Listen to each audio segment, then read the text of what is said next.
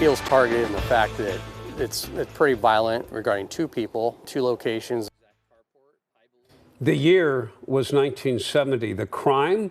A brutal double murder in a small Oregon town. And now cold case detectives are intensifying the investigation into one of the state's oldest cold cases. Todd Unger is here now with a closer look at this case. Yeah, Liz, Jeff, definitely a mystery. 55 years. If it's not solved by now, it never will be, right?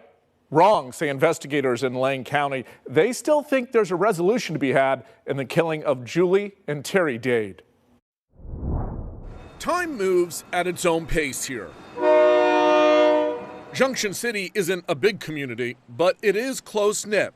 Drive about 4 miles outside of town to a little hillside cemetery, and you'll find two markers tied to a tragedy no one has forgotten. This that happened in 1970 is very unique because it's just a whole other level of violence. Meet retired Lane County Detective David Solano. They forcibly take her from there, bring her back to a car. These days, the longtime investigator volunteers with the local cold case unit. And no case is colder than the brutal murders of Julie and Terry Dade 55 years ago this month. We like to keep our eyes open and our blinders off and be open to any possibility. Because it could be something completely different than what we're thinking. The old photos set the scene. It is January 1970, just a few blocks from the main drag in town. Apartments looked fairly similar to how they do today. Yeah, they look remarkably similar. Julie and Terry haven't been married long, living in a ground floor apartment here. Early, one chilly morning, something goes terribly wrong. It feels targeted in the fact that it's pretty violent regarding two people, two locations. About 4:15 a.m., a few blocks away from their apartment, neighbors wake up to screaming and a woman banging on the door.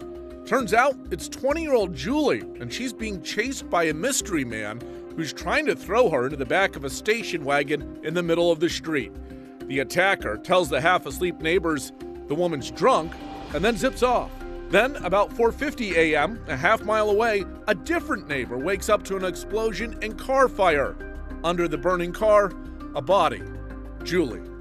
5 hours later, police finally get into the apartment, only to find 19-year-old Terry dead from blunt force trauma. The guy just wailed away on him with a pick hammer. God. This guy was as cold-blooded, man, as they get. Julie's brother, Henry Thompson, remembers all too well the heartache that followed. We had the wedding at the Christian church in Junction City, and 15 months later, after they said their vows and walked on out, they were right back in there in caskets. Authorities worked the case hard, interviewing dozens and tracking leads, all part of the attempt to find that mystery man.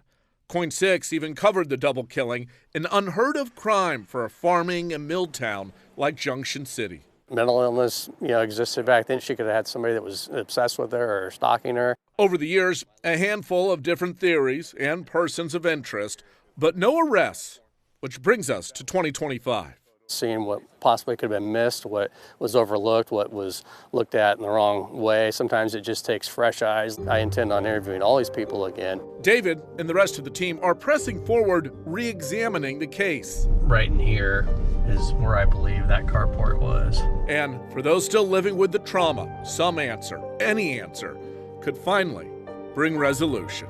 The fear she had to be in, the fear that was in her, gets to me, you know what I mean? She was running for her life.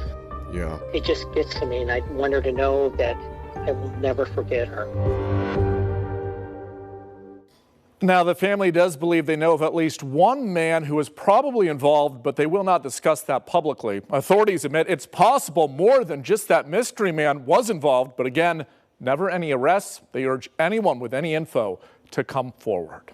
Oh, gosh. And geez, you imagine if there was like anything else, like DNA, some of like any kind of bit of evidence that today, with today's technology, they could get more clues. Could that possibly help? Yeah, obviously they didn't have that back then. And investigators say if this had happened today, it was such a brutal crime, they likely would be able to solve it.